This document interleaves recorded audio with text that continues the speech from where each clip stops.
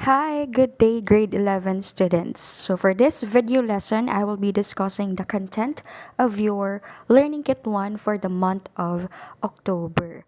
So, I know that you are already aware that for this week, teachers and students will be having our mental health break. So, in order for us to achieve that, the school give the teachers the opportunity to conduct our lessons via video so that we could have our rest after a tiring month of preparation for the certification of our school. So because of that, our first ever lesson for the month of October will be done through video. So this is the second time that I will be sending a video lesson to you, and I hope that you will be watching it from the beginning up to the end, because a lot of information that I will be sharing in this video is not included on your learning kit.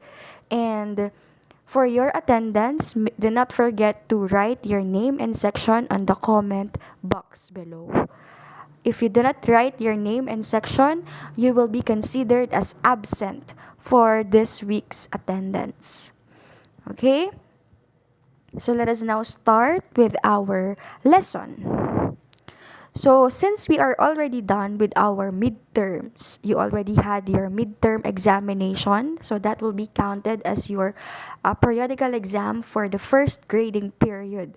We will now proceed to the second quarter of our discussion, which will be about world literature. So, for midterm, we discuss everything about Philippine Lit. So for finals or for the second quarter, we will be dealing with topics under world literature. So in this week's lesson, I will be sharing with you the overview of literature through ages, the different periods of world lit, and the masterpieces of the world. So that will be the content of this topic. So in this lesson, we will be defining what is world literature. We will have the literary compositions that have influenced the world, or like what I've said, the 12 masterpieces of the world. It is very important for you to know those 12 masterpieces, because that will be part of your discussion even in your college days. So we will also have the introduction to world literature period. So aside from the literary composition, we will also have the different periods of literature of the world. So to start with, let us first define what is world literature. So as part of a review, we all know that the word literature came from a Latin word litera, which means acquaintance with letters. Literature came from the Greek word litera, which means acquaintance with letters. So the word literature also means knowledge of book. So because of that, when we say world literature, it means that sum of total of the world's national literature, collection of literary pieces around the world. That is world literature. So in this grading period, we will have our journey into different countries in the world. We will get to know more about their culture, about their history through literature. So this is one of the most amazing parts of literature class, because you will be able to travel from one country to another without spending money, just spending time. Okay? So, to start with, let us have the different literary compositions that have influenced the world, or the 12 masterpieces of the world.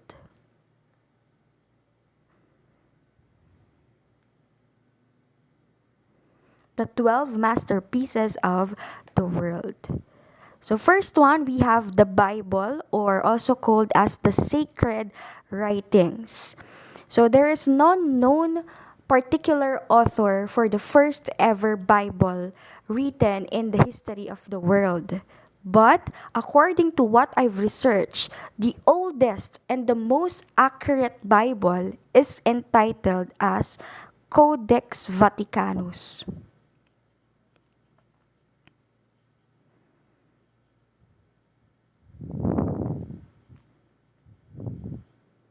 Again, the oldest and the most accurate Bible or version of the Bible is entitled as the Codex Vaticanus. It is regarded as the most accurate because this version was written after a couple of 100 years when Jesus Christ died. So it was the first ever version of the Bible after Jesus Christ died. Aside from that, the original copy of this Bible is kept at the Vatican Library during the 15th century. So, nasa Vatican Library, yung original version of the Codex Vaticanus. It was placed and kept there since the 15th century. And even up to now, that version is still inside the Vatican Library. So, aside from that, still under Bible, the Old Testament. I know you've heard about this. The Old Testament Bible is written using the Hebrew language. Old Testament is written using the Hebrew language, while the New Testament is written using Greek language. Take note of that. Again, the Old Testament is written using the Hebrew language, and the New Testament of the Bible is originally written in Greek language. So when literature became famous and when literature became known to the rest of the world, they adapted or they had a translation of the Bible from different languages. But originally, it was written in Greek and in Hebrew language. Moving on, we have our second masterpiece, which is Quran. Quran is also a sacred scripture, but this is particularly for Islam religion. So for Christians, we have the Bible as our sacred scripture, but for the Islams, their sacred book is Quran. It is derived from an Arabic verb kara'a,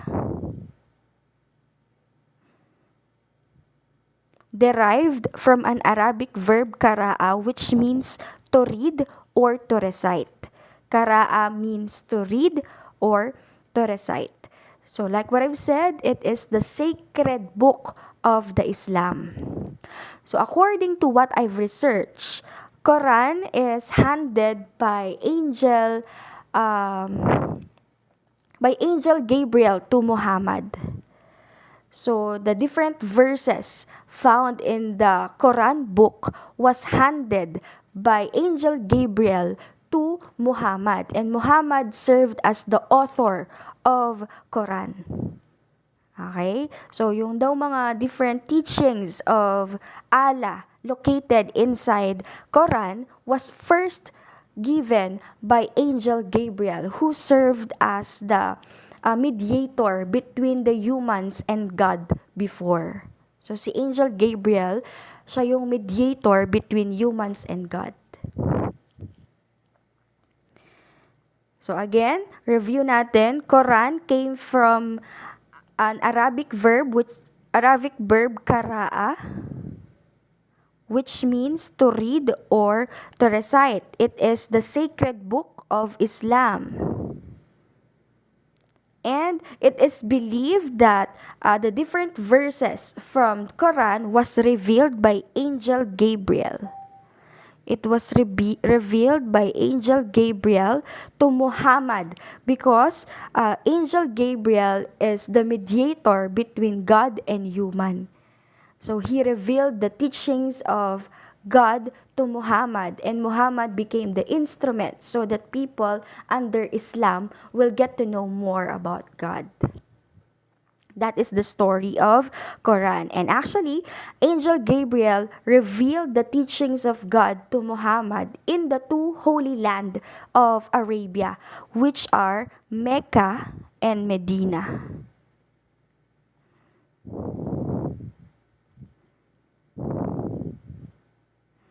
The two holy land in the two holy land of the Muslims are Mecca and Medina. It is the place where Angel Gabriel revealed the content of Quran to Muhammad. Kaya siya tinawag na Holy Land, Mecca and Medina. Next, we have the Iliad and the Odyssey. So the Iliad and the Odyssey is from ancient Greek literature. Ancient Greek literature, and it was written by Homer. So Homer is an ancient Greek poet. The Iliad and the Odyssey is an epic poetry. Example of an epic poetry during the ancient times in Greece. So let's talk about Homer first, since he is regarded as the author of the Iliad and Odyssey. Actually, there is a debate about the authorship of this book. A lot of linguists, a lot of scholars do not believe that Homer is the one who really wrote the stories of the Iliad and Odyssey. Because according to them, they do not know if Homer really existed. Kasi nga, we only have limited information about him. We only have limited biographies about Homer. But it is known that Homer is blind. Homer is blind. He is blind. So according to the scholars, maybe the story of Iliad and Odyssey was only compiled by Homer from the different version of stories that he heard from the oral tradition of literature during the earliest times. So baka daw hindi talaga si Homer yung nagsulat. Baka siya lang yung nag-compile from the different oral tradition literature that they have before. But it is not proven. So, they allowed Homer to be the representative author of the story, the Iliad and the Odyssey, despite of all those issues thrown at him or thrown to him. So, the Iliad and the Odyssey is combination of two stories. So, we have the Iliad first. The story of Iliad centered on the Trojan War. Trojan War. The main character in Iliad is Achilles. So the story of Iliad is about the anger, the wrath of Achilles. And the story of Odyssey, is about Odysseus. So Odysseus is one of the characters also in Iliad, and in the war, Odysseus won. So he is the king of Ithaca. Odysseus is the king of Ithaca. And the story of Odyssey is about the journey of Odysseus after the Trojan War on his way to Ithaca, on his way to his kingdom Ithaca. So again, Iliad is about the story of Achilles during the Trojan War, and Odyssey is the story of Odysseus on his way to Ithaca after he won the war at Troy. So that is basically the summary or the content of the Iliad and the Odyssey. But this epic poem is a long one. Plus, they use Old English, so it is quite complicated if you will be reading the original content or the original context of the story. So, the Iliad and the Odyssey is regarded as one of the important contribution of Greece to the world of literature, because this story became the basis of Greek culture and education. So the Iliad and the Odyssey became the inspiration for Greek culture and education. So that's why Iliad and Odyssey plays a vital role in the people of Greece. After that, we have Mahabharata. So Mahabharata is an Indian literary piece. Indian literary piece, and it is said to be written by Vyasa. So Mahabharata is one of the oldest oldest literary piece in India, and it is also regarded as the longest Sanskrit epic poem. Longest Sanskrit epic poem. So when we say Sanskrit, it pertains to the early times way of writing in India. Oldest way of writing in India. That is Sanskrit. So basically, since Mahabharata is the oldest Sanskrit epic poem, then it is basically written using the Sanskrit writing. Okay? So, madali lang yan tandaan. Mahabharata, mahaba, longest epic poem, not only in India, but in the world. It is the longest epic poem in the world. So, it is composed of 100,000 couplets. So, review, when we say couplet, meaning each stanza has 2 lines. So, Mahabharata is an epic poem with couplet. And it is composed of 100,000 couplet. That's how long it is. So, this story of Mahabharata serves as the basis of the Hindu Dharma. It serves as the basis of the Hindus' Dharma. So as we all know, in India, one of their common religion is Hinduism. So the story of Mahabharata became the basis of Hinduism's Dharma, or the moral law. So when we say Dharma, it is the moral law of the Hindu people. Aside from that, it also became the basis of their itihasa, Hindus' itihasa, or the history of Hinduism.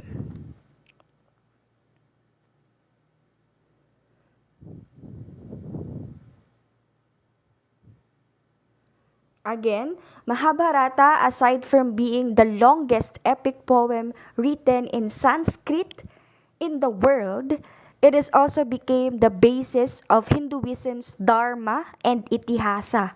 So Dharma pertains to the moral law of Hinduism, and Itihasa pertains to their history. So the story of Mahabharata is about the battle between 2 families. So we have the Pandavas and the Kauravas in the story of Mahabharata. The battle between the family of Pandavas and Kauravas. These 2 families are fighting over the throne of Kingdom Hastinapura.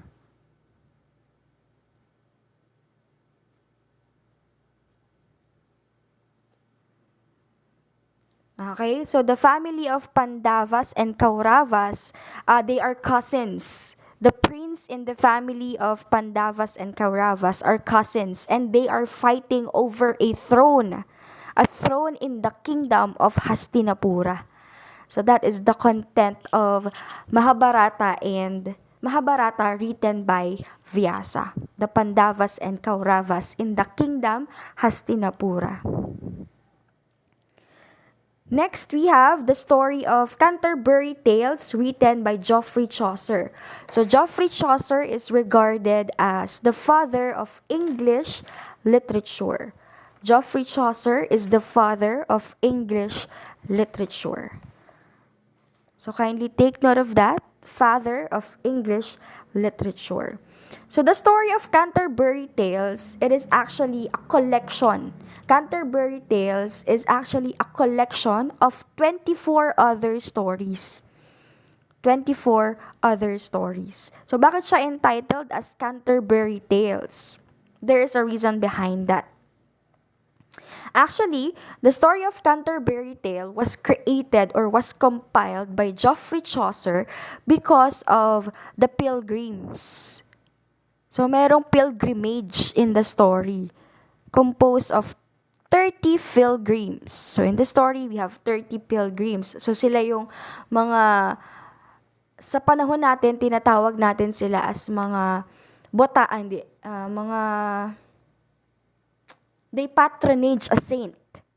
Ano nga yun sa Tagalog? I'm lost of words. believer of patron. So we call them as pilgrims. And the 30 pilgrims in the story are having their pilgrimage. So naglalakad sila papunta sa isang shrine ng saint. And that is the shrine of Thomas Becket.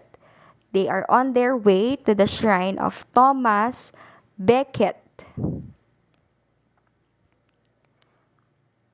So again, the story of Canterbury Tales is collection of 24 stories from the 30 pilgrims mentioned in the book. So merong 30 pilgrims. So the pilgrims are believer of patron. So the pilgrims are having their pilgrimage. They are having their journey, religious journey, on their way to the shrine of Thomas Becket. Thomas Becket, Thomas Becket's shrine is located in Canterbury, Kent. So yung shrine ni Thomas Becket, located siya sa Canterbury, Kent.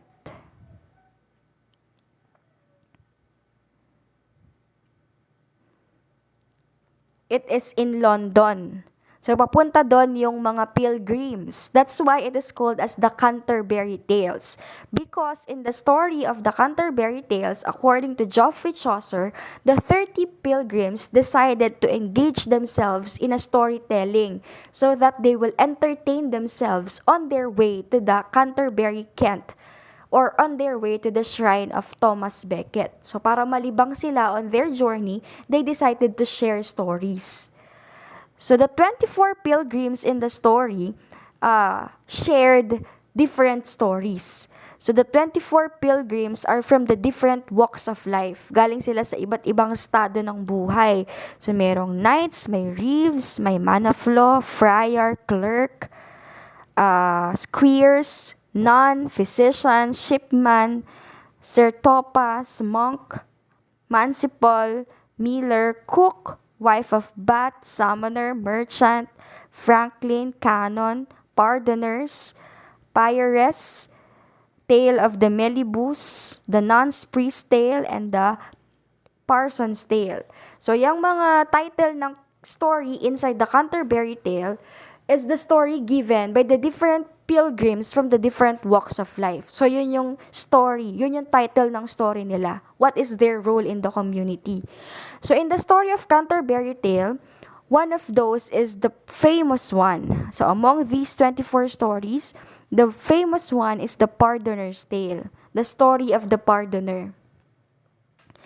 So, the story of Pardoner's Tale is about avarice. It is about avarice. So when we say avarice, it means extreme greed for wealth or material gain. Material gain, greediness to acquire material things, to acquire wealth. That is the story of the Pardoner's Tale. So the story of Pardoner's Tale revolve on the three drunk men who are looking for death. They are planning to destroy death after one of their friends passed away. So they would like to avenge the death of their friend. So they are looking for death while they are drunk. So while they are on the street, they were able to encounter an old man. So according to the old man, they could be able to find death under the oak tree. They could be able to find death under the oak tree. So the three drunk men proceed into the oak tree and they were so surprised to see a pile of gold. Nakakita sila ng maraming ginto under that oak tree. So because of that, they decided to have a simple celebration because they will become wealthy because of those gold. So nag-decide sila bago nila hati-hatiin yung gold, mag-celebrate muna sila. So the two drunk men decided to kill one of their friends in order for them to have more gold. So syempre, pag dalawa na lang silang maghahati, mas malaki yung paghahatian nila. So they decided to kill their friend. So when they came back into the oak tree, the two drunk men kill their friend by stabbing him. Sinaksak nila yung kaibigan nila, which made their friend died. So after that, as part of their celebration, their friend who died brought a wine. Yung binili niya sa market is wine para sa celebration nila. So ang ginawa ng dalawang laseng, they drank the wine without knowing that the friend they killed also tried to kill them by putting a poison on that wine. So at the end of the pardoner's tale story, the three drunk men died, and that's how they find death.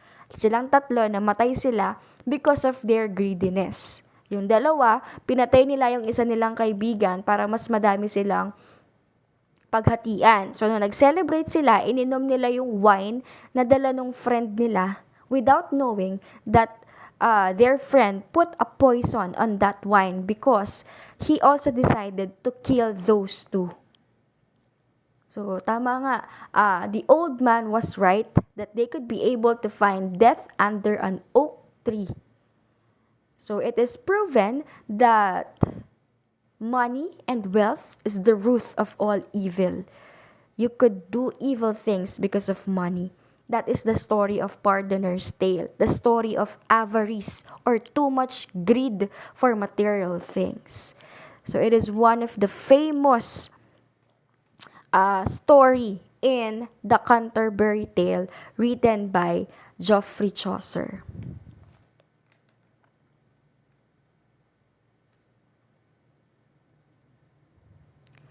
So after that, we have the Uncle Tom's Cabin, another masterpiece. We have the Uncle Tom's Cabin. It is written by Harriet Beecher Stowe. So Harriet Beecher Stowe is an American abolitionist. American abolitionist. When we say abolitionist, it is an organization wherein they are fighting to abolish something in the community that they do not like.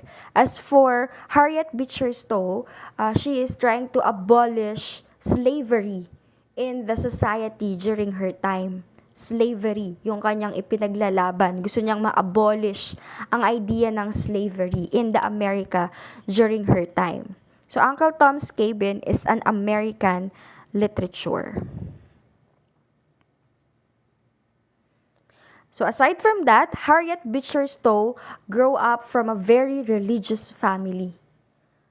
So, aside from being an abolitionist, she is also known as very religious writer, which also reflected on her literary works, even on the story of Uncle Tom's Cabin.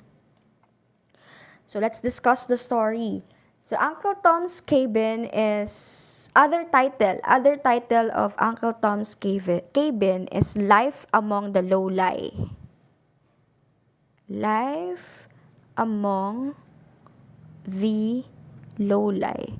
This is the other title of the story, Life Among the Lowly. And the story of Uncle Tom's Cabin dramatizes the experience of the Black Americans in terms of slavery.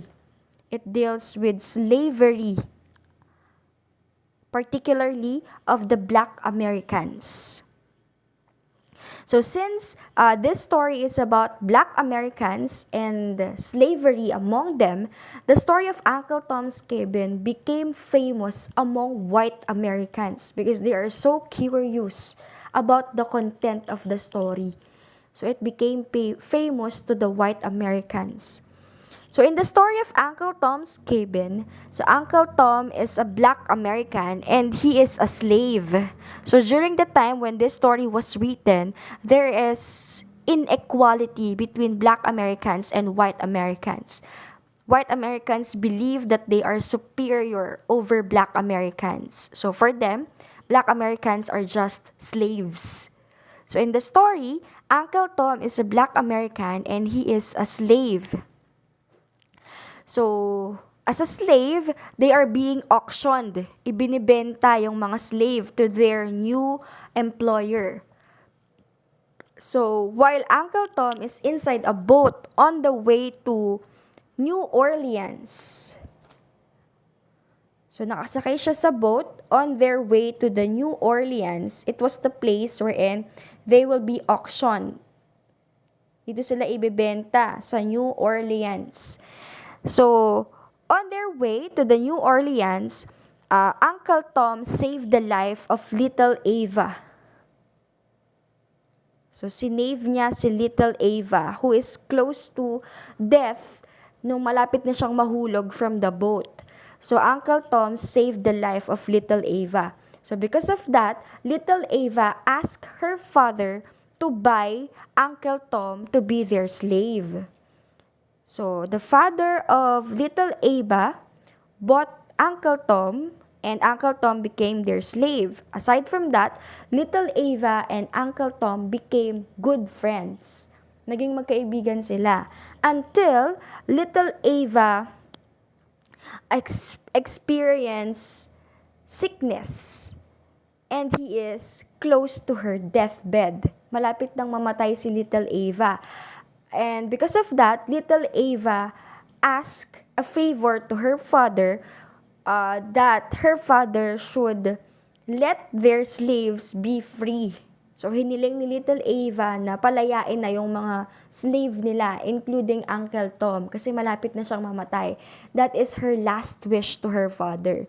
So, because of that, the father of little Ava allowed their slaves to be freed, which eventually became the reason why her father was killed. So, pinatay yung father ni little Ava because of that action, nung pinalaya niya yung mga slave niya. So, because of that, Uncle Tom was caught by a man named Simon.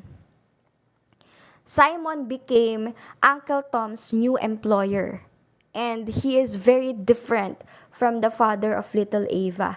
So, very aggressive. Simon is very aggressive, and he is hurting Uncle Tom physically. So, Simon would like Uncle Tom to reveal the whereabouts of the other slaves who were freed by the father of little Ava. Gustong malaman ni Simon kung nasan yung mga slave na pinalaya ng father ni little Ava so that they will become his slaves as well. But Uncle Tom declined to give an information about the other slaves. Because of that, Simon decided to kill Uncle Tom inside his cabin. Kaya yung story na to was entitled as Uncle Tom's Cabin because it was the place where Uncle Tom was killed. So that is the story of Uncle Tom's Cabin. Next, we have the Divine Comedy. So I will not be elaborating the discussion about the Divine Comedy because we will be having our specific discussion for this story. But to give you an overview, the Divine Comedy is an Italian story written by an Italian poet, Dante Alighieri. So the story of Divine Comedy was based on the dream of Dante Alighieri. Base siya sa panaginip ni Dante Alighieri. And in the story, the main character is Dante, named Dante. It is about the journey of Dante on his way to the 9 circles of hell.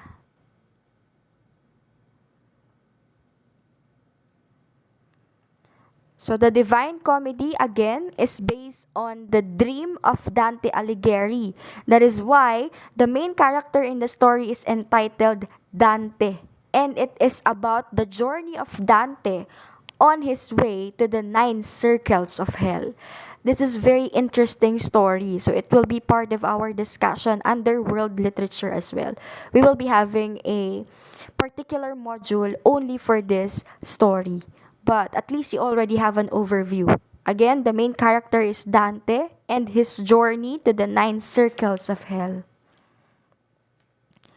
Next, we have El Cid Campeador. El Cid Campeador is a Spanish biography. So when we say biography, it is non-fiction based on the life of a real person. And it is the biography of Rodrigo Diaz de Vivar. Autobiography of Rodrigo Diaz de Vivar, because he is also the writer of this autobiography. So like what we've discussed last time, if you write your own life story, it is called as autobiography. So El Cid Campeador is an autobiography of Rodrigo Diaz de Vivar. So the title El Cid Campeador means the champion.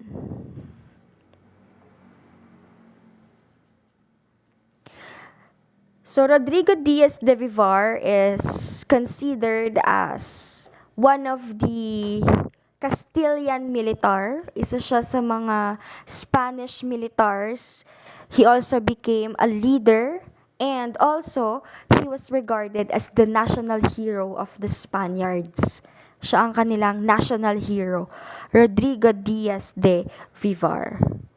Again, the title means the champion, and it is about the story of Rodrigo Diaz de Vivar, who is their national hero, the national hero of the Spaniards. It is an autobiography. Next, we have the Song of Roland. The Song of Roland is the oldest French epic poem. Oldest French epic poem. Oldest, isa siya sa pinakauna na literary works published under French literature.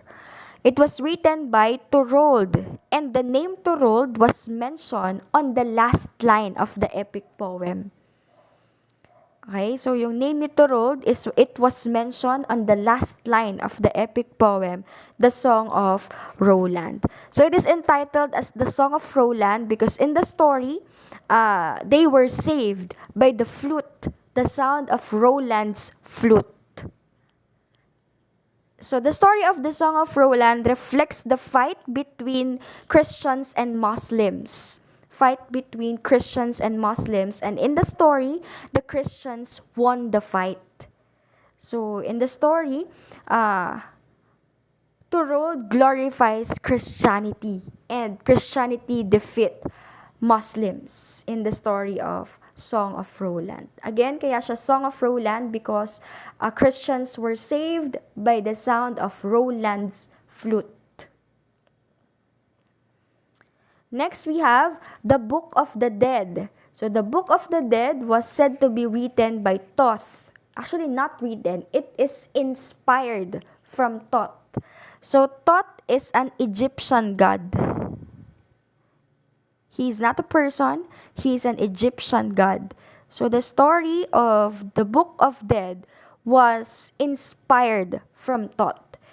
So he is an Egyptian god of sacred text and magic. Egyptian god of sacred text and magic. Why the Book of Dead is inspired with Thoth?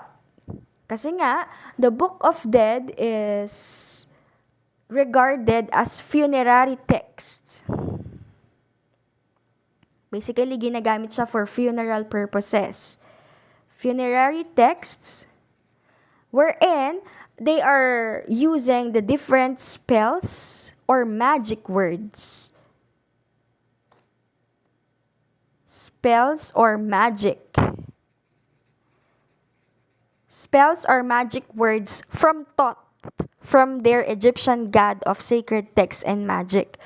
And the spells or magic words from Thoth are placed on the tombs and coffins, sa libingan tsaka sa kabaong ng mga Egyptian people who died, because they believe that these funerary texts will protect the death in the afterlife. So the different spells or magic that are placed on the tombs and coffins of those people in Egypt who died are located in the Book of Dead. So, ang nakasulat sa Book of Dead ay different spells or magic that they are using or placing on the coffin and tombs of the Egyptian people who died. So, that's why if you notice, merong mga scriptures, may mga sulat sa mga coffins of the Egyptian people. Even on their pyramid, on the Egyptian pyramid, they also have different spells or magic written on it. And that is located on the Book of the Dead. Next, we also have the Book of the Days. It was written by Robert Chambers. So Robert Chamber is a Scottish author. He is a Scottish author. So the Book of the Days is pretty simple. It is a collection book containing the collection of our ancient past. Koleksyon ng makasaysayang nakalipas. That is Book of the Days. Collection of ancient past. It includes the different literature that we have during the early times, the history of the world. It also includes the different calendars that we have. It also includes the different biographies of the people who lived on the earliest times in the world. So that is the content of the Book of the Days, the collection of our ancient past, literature, history, calendar, and biographies of the people in the ancient times.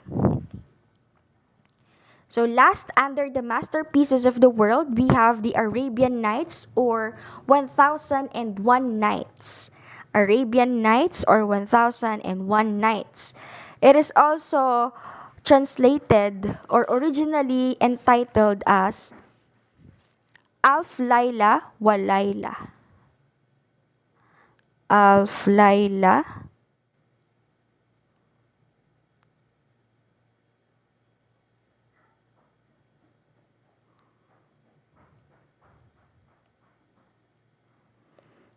Again, the original title of the Arabian Nights or 1001 Nights is Alf Laila wa Laila. So it is considered as one of the greatest Islamic contribution in world literature.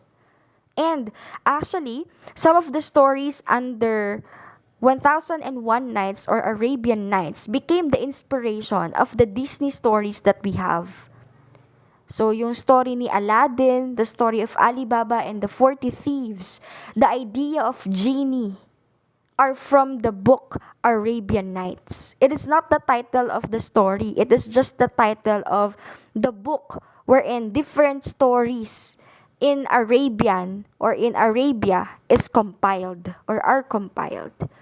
Okay, so sabi ko nga, some of the stories under Arabian Nights became the inspiration of the Disney movies that we have. So the story of Aladdin, Alibaba and the 40 Thieves, and this idea of genie are from the book Arabian Nights. So the content of the stories written under or written in the Arabian Night book are fables, we also have poems, romance, fantasy. Yun yung mga genre na meron sa stories inside the Arabian Night book. Okay, so after the different masterpieces in the world, the 12 masterpieces of the world, we will now proceed to the overview of literature through ages. So basically, we will be having the world literature periods. So very short na lang to. Just an overview because we have a lot of to discuss if I will be discussing everything in it. So just an overview or the summary of it. Yun lang yung i-discuss ko sa inyo para mas madaling maintindihan. So, the period of world literature is divided into two. We have the early period and the later period. For the early period, we have the classical, medieval, and Renaissance period. Basically, these are the classical period in world literature. Early period is the classical period in world literature.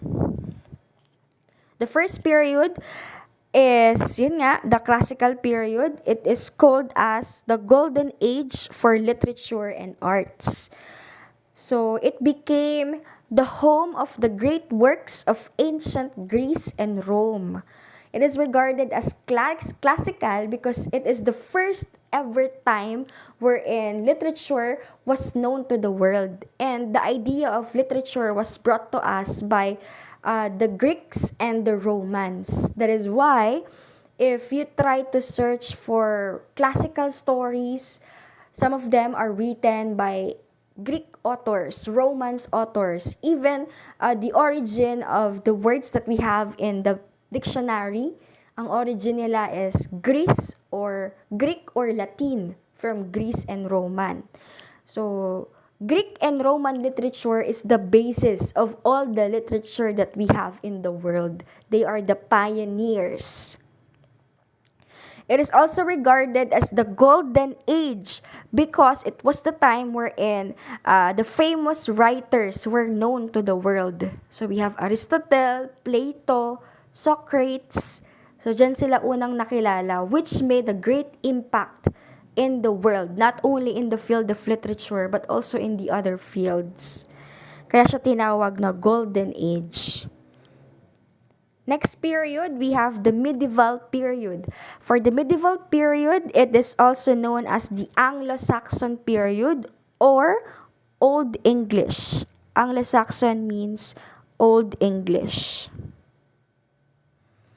Old English period. So in this period, the literary works are about religion, about philosophy, and it was also the time wherein fiction was introduced to the world or the works of imagination. Ito na yung time na nakilala ang mga fictional stories, medieval period. It was also the time wherein some of the works are still written in Greek and Latin language, but it was also the beginning wherein different writers are attempting to write using their vernacular language in order to encourage widespread literacy. So in order for the other people in the world to appreciate literature, to know their culture, to know their history, during medieval period, a lot of writers attempted to write using their vernacular language or their own dialect, their own language. Next, we have the Renaissance period. So it is pretty basic.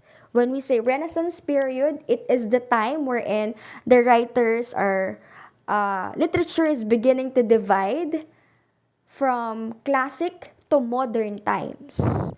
So ito yung period wherein literature became or starting to became western at became modernized. Nagiging modern na yung literature natin from the Renaissance period. So under Renaissance period also, the first ever printing press was invented by Johannes Gutenberg. So this is what it looks like. It is the movable type printing press. So during Renaissance period siya na-invent, which gave an opportunity to the different writers to publish their works and to be known to the world. So it is because of the invention of Johannes Gutenberg during the Renaissance period wherein he invented the first ever printing press, which is the movable type. Yan ang itsura niya.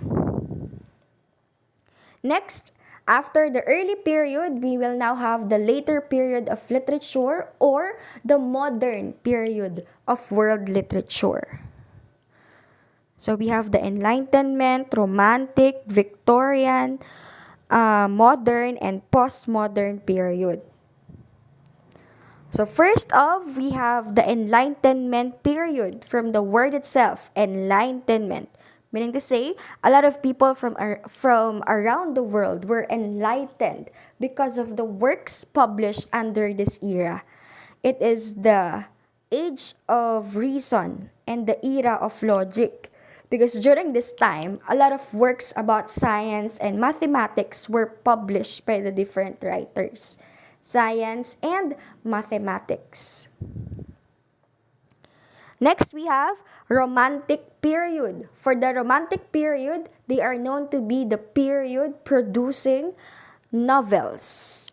Great age for the novels. That is the Romantic period. And they give emphasis on the emotion, imagination, and individualism of the people.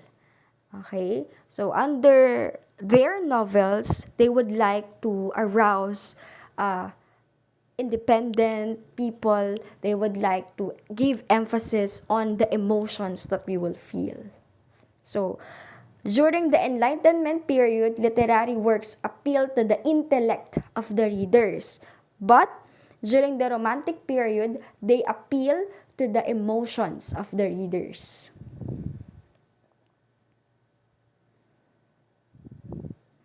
Next, we have the Victorian period. So it is the time during the reign of Queen Victoria. Kaya siya tinawag na Victorian period because during this time, it is the reign of Queen Victoria. Queen Victoria of England. So the literature of this era expressed the fusion of pure romance and gross realism. So they combined the idea of romance and the idea of real life. Romance and real life is combined under Victorian period. And then we have the postmodern or the modern period. For the modern period, it was the time wherein writers from around the world started to create their own style of writing. Kaya nga nakalagay dyan, self-conscious break with traditional ways of writing. They started to have their individuality. The writers started to have their individuality wherein they let the world know about their own way and creative way of writing. Different writing styles of authors. It started during the modern period. Meaning to say, they deviate from the usual way. They deviate from the prescribed way of writing and they started to have their own. And last period, we have the postmodern period. So for the postmodern period, it is characterized by the reliance on narrative techniques such as fragmentation, paradox, and the unreliable narrator. So during postmodern period, of course, our literature from the world became more modernized and writers started to use words in their works that did not have its literal meaning. So it was the time wherein they became aware of the different figurative languages that we have, that we also discussed last time. So, sa postmodern period, nagsimula ang paggamit ng mga figurative languages by the different authors. So that ends our discussion for this week. The 12 masterpieces of the world and the world literature period. So if you have a question about our discussion, feel free to message me. But on this part of this video, I will be sharing with you the activities that you have to answer for this week. So for the think about it activity, you just have to draw the flag of the country you wish to visit inside this circle. The drawing nyo lang yung flag ng country na gusto nyong mapuntahan and then you have to complete the statement. I wanted to visit this country because. You will limit your answer in not more than 5 sentences. Okay, you draw the flag inside this circle and then you will have to complete the statement. I wanted to visit this country because. And then for the task to do, you just have to answer the crossword puzzle and then you have the clues in here. Answer the crossword puzzle. For the things to ponder, you have to answer the question, how studying world literature can help in achieving one of the goals of DepEd, which is to produce a globally competitive Filipino professionals. When we say globally competitive, meaning to say you can compete from the different graduates around the world. World class yung knowledge na meron kayo pag sinabi natin globally competitive. Paano daw makakatulong yung world literature in order for you to be globally competitive? So you have to write your answer in not more than 5 sentences. And then for the test yourself, supposedly we will be having our quiz. But since this week is a mental health break week, I decided not to give you the quiz anymore. So, free na yan. Do not mind the test yourself part anymore. We will not be having our quiz because I want you to have your mental health break as well. So again, If you have questions regarding the discussion and our activity, feel free to message me and I'll be happy to help you. Okay, again, do not forget to write your name and your section on the comment box so that your attendance for this week will be recorded. Thank you very much, grade 11 students, and I hope that you learn a lot from this video lesson. See you next week. Keep safe and God bless. Bye!